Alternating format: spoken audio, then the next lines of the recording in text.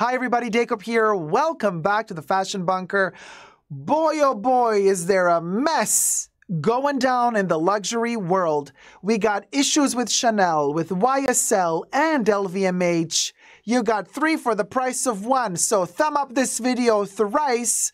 Subscribe to my channel before we get to it. Push the join button next to the subscription button. Become a member today. Gain access to extra perks. You can also join me on Patreon. Super Jacob all spelled together there as well for extra perks. This video is being filmed live in front of a live virtual audience. I live stream several times a week. Come join the fun. Come join the chats. Hello to my co-chatters. Everything I say in this video is for entertainment purposes only, not rooted in truths or facts. Just my opinion and everything's alleged. The luxury prices are insane. True? Yes. Can we agree? Yes. Exposing Chanel and YSL.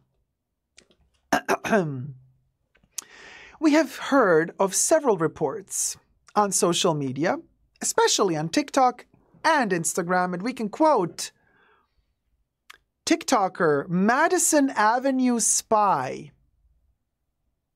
spying a little Chanel moment, telling us that, and I'm going to post the link down below to this lovely lady's video, about Chanel just about to have another price increase in America.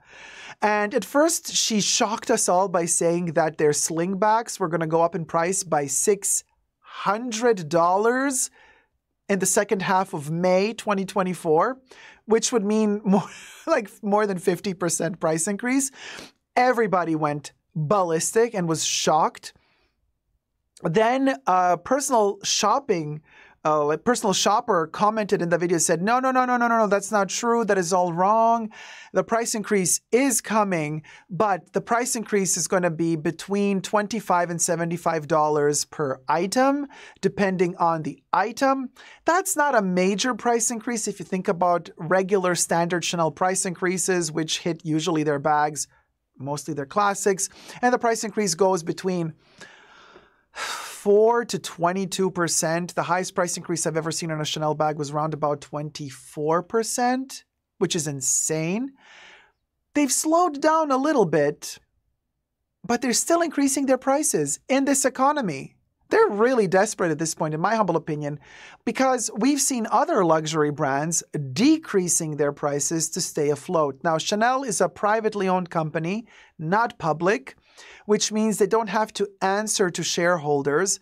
Nevertheless, if they keep increasing their prices while all these public companies are decreasing their prices, we've seen Burberry decrease their prices, we've seen Prada decrease their prices, and guess what?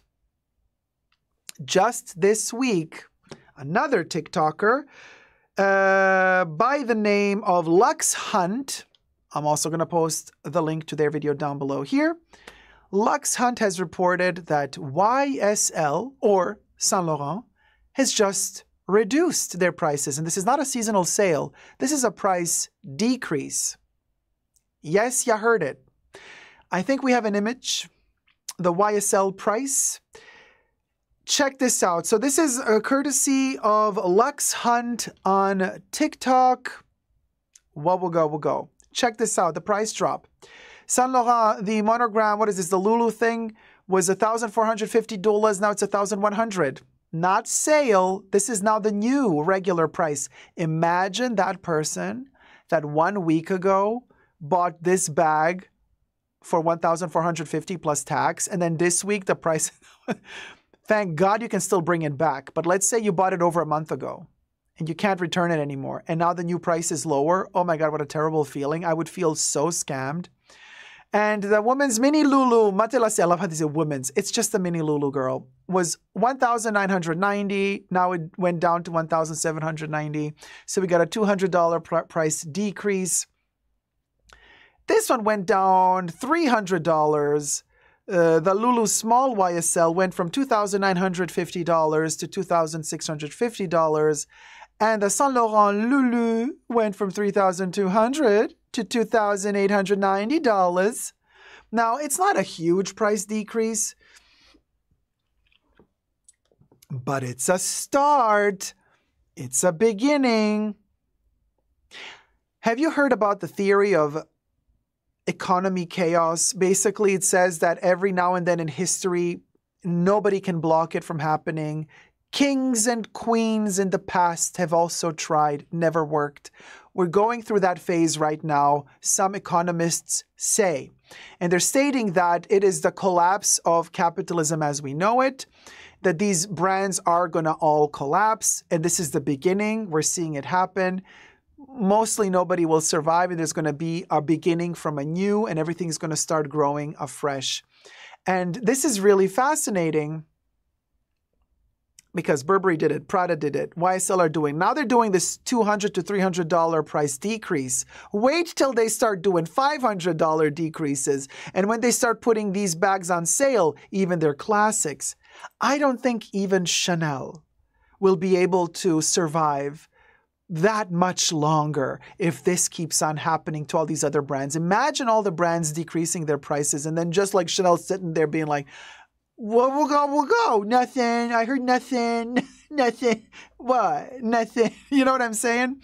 So Chanel is about to increase their prices as the only brand that is having a major price, having a price increase in this economy.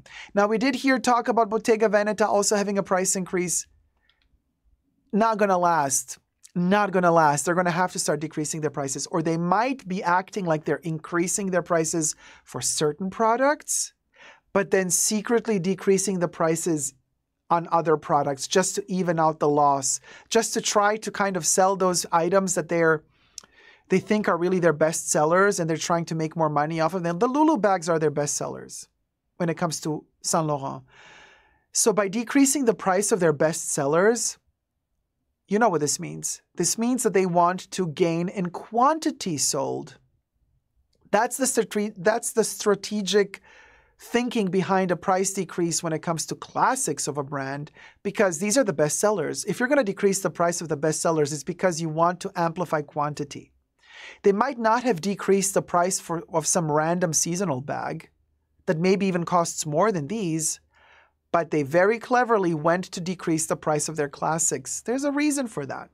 And not just. They've also decreased prices of other products. But it's interesting how their classics went down in price. $200 to $300 a pop. We'll go. And as if that were not enough, we also have LVMH in the roster this week with more luxury decadenza. Actually, the end of luxury news. And that would be LVMH is shaking up the fashion group leadership. The current CEO is out. Can you believe the current CEO? LVMH is reportedly, says, according to Business of Fashion, which cited sources familiar with the matter, whatever that means. Everything I say in this video is for entertainment purposes only, not rooted in truths or facts. Everything's alleged, and just my opinion. Michael Burke is stepping back from his role as chairman and CEO of LVMH's fashion group after just 4 months.